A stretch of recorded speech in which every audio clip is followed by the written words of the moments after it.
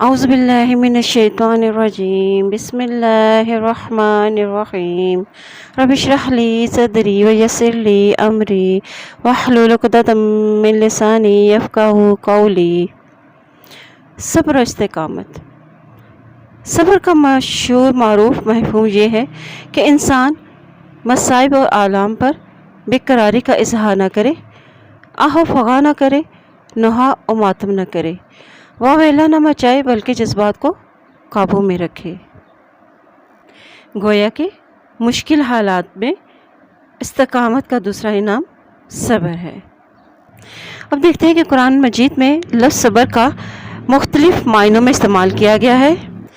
خود کو تھامنا اور بے قرار نہ ہونا بھی صبر ہے، یعنی کسی مصیبت کو اللہ کا حکم اور مصلحت سمجھ کر خوشی خوشی جھیل جانا اور خود کو تھامنا اور روکنا بھی صبر ہے۔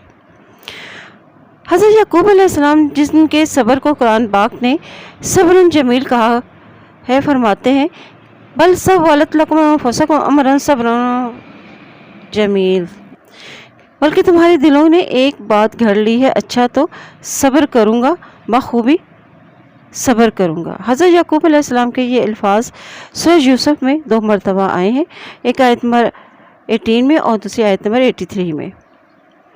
پہلی مرتبہ حضرت یوسف علیہ السلام کے غائب ہونے پر اور دوسری مرتبہ دوسرے بیٹے حضرت بن یامین کے گرفتار ہو جانے پر۔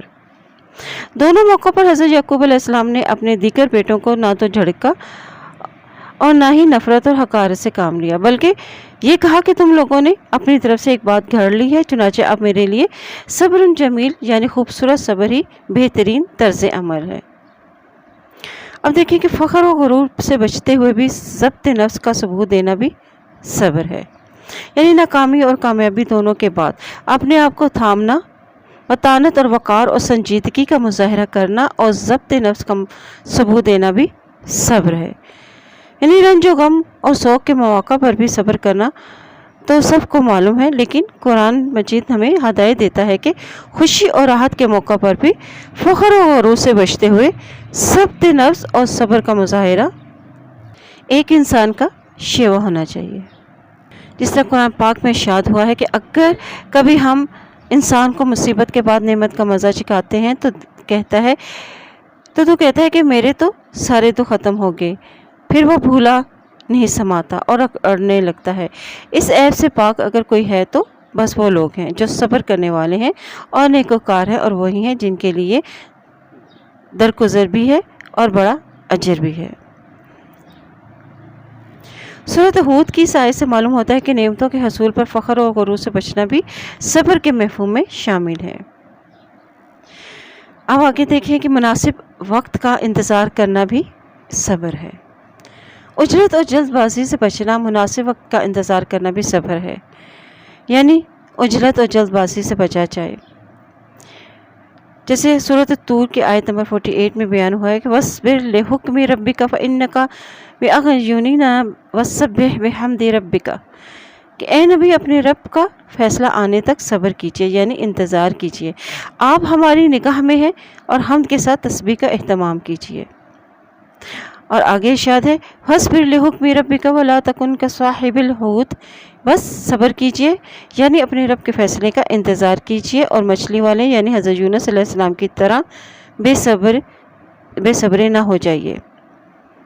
اور حضرت شعیب علیہ السلام نے بھی اپنی قوم سے فرمایا تھا کہ فَاصْبِرُوا حَتَّى يَحْكُمَ اللَّهُ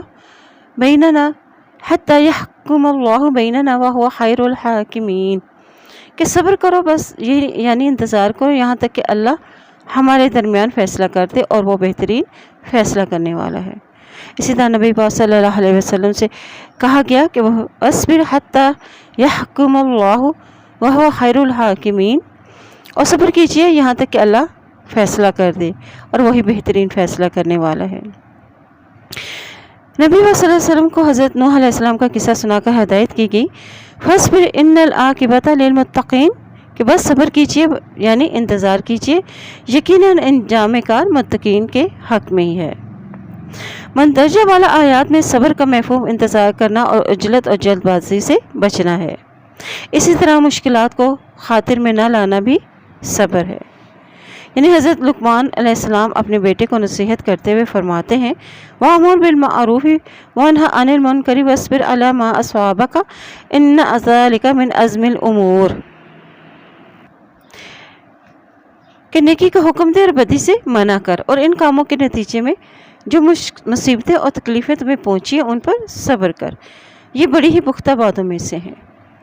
حضرت لقمان علیہ السلام کی نصیحت سے مندرجہ باتیں معلوم ہوتی ہیں کہ امر بالمعروف یعنی نیکیوں کا حکم دینے کے نتیجے میں مخالفتوں کا سامنا کرنا پڑتا ہے، نہیں عن المنکر یعنی برائیوں سے روکنے کے نتیجے میں بھی مخالفین کی طرف سے مصائب اور آزمائشوں کے پہاڑ ٹوٹنے کا بھی اندیشہ رہتا ہے۔ مخالفت پر صبر کا مطلب نیکیوں پر ڈٹے رہنا، دعوت و تبلیغ اور معروف اور منکر کے ذمہ داریوں کو بدستور انجام دیتے رہنا، بھی عفو اور درگزر سے کام لیتے ہوئے بھی جذبہ انتقام سے بچنا ہے۔ یہاں 3 باتوں کو عزم الامور کہا گیا ہے، یعنی امر بالمعروف، نہی عن المنکر اور تکالیف اور مصائب پر صبر و استقامت، یہ تینوں کام حوصلے کے ہیں۔ اسی طرح دیکھتے ہیں کہ جنگ میں بھی ثابت قدمی بھی صبر ہے۔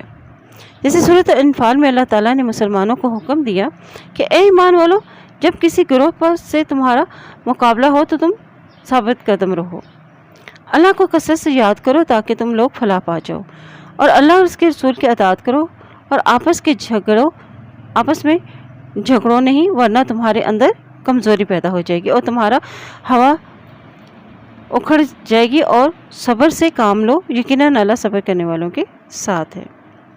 معلوم ہوا کہ یہاں اس آیت میں صبر کا مطلب جنگ میں دلیری، بہادری اور ثابت قدمی کا مظاہرہ ہے۔ اسی طرح قدرت انتقام کے باوجود بھی درگزر سے کام لینا اور معاف کر دینا بھی صبر ہے۔ سورۃ النحل کے آخر میں آداب دعوت و تبلیغ بیان کیے گئے ہیں۔ حکمت کے ساتھ دعوت کے ذریعے دعوت دینا اور مجادلہ حسن کے ساتھ دعوت دینا۔ اس کے بعد پھر فرمایا گیا کہ اگر تم دشمنوں کو سزا دینی ہی ہے تو دو، مگر اتنی ہی جس قدر تمہیں تکلیف دی گئی ہے، اور اگر تم صبر اور یعنی درگزر سے کام لینا چاہتے ہو تو یہ صبر کرنے والوں کے لیے بہتر ہے۔ یہاں صبر کا مطلب درگزر اور معافی ہے، اور کسی موقف پر قائم و دائم رہنا بھی صبر ہے۔ یعنی صبر کا ایک لفظ قائم و دائم رہنے اور جمع رہنے کے لیے بھی قرآن پاک میں استعمال ہوا ہے۔ یعنی کافروں کے مشرک لیڈروں نے اپنے زیر اثر عوام کو مشورہ دیا تھا کہ رسول اللہ صلی اللہ علیہ وسلم کی دعوت توحید کو ہرگز قبول نہ کرنا، بلکہ اپنے بے شمار خداؤں پر ہی صبر و استقامت پر ڈٹے رہنا۔ وَاصْبِرُوا عَلَىٰ آلِهَتِكُمْ، یعنی کافروں کے لیڈروں نے کہا تھا کہ لوگوں اپنے خداؤں پر قائم و دائم رہو، یعنی توحید کی دعوت کو مسترد کر دو۔ اسلام میں صبر کا مفہوم یہ ہے کہ انسان اسلام قبول کرنے کے بعد توحید کے عقیدے پر سختی سے جمع رہے،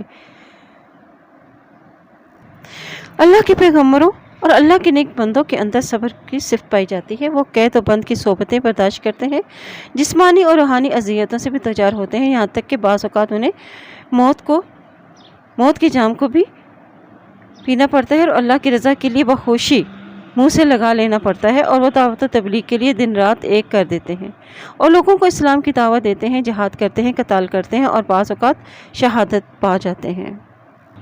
لیکن اس سب کے باوجود وہ تو اپنے عقیدے کو نہیں چھوڑتے اور نہ ہی نصب العین سے دستبردار ہوتے ہیں۔ یہی صبر ہے۔ صبر اور شکر کا فرق معلوم کرتے ہیں کہ صبر مشکلات میں ثابت قدم رہنے کا نام ہے، اور شکر اس سے آگے بڑھ کر دل اور زبان اور اعمال کے ذریعے خالق حقیقی کی طرف متوجہ ہونے کا نام ہے۔ بدحالی میں صبر کیا جاتا ہے اور خوشحالی میں شکر ادا کیا جاتا ہے۔ اسی طرح صبر اور شکر مومن کی 2 بہترین صفات ہیں۔ صبر اور شکر مومنین کی 2 بہترین مطلوبہ صفات ہے، تنگ دستی کا زمانہ ہو یا کشادہ دستی کا، صحت کے ایام ہو یا بیماری کے، فتح کی گھڑیاں ہوں یا شکست کا لمحات ہوں، خوشی کا موقع ہو یا ماتم کا، ایک سچا مومن ہر حال میں شکر بجا لاتا ہے۔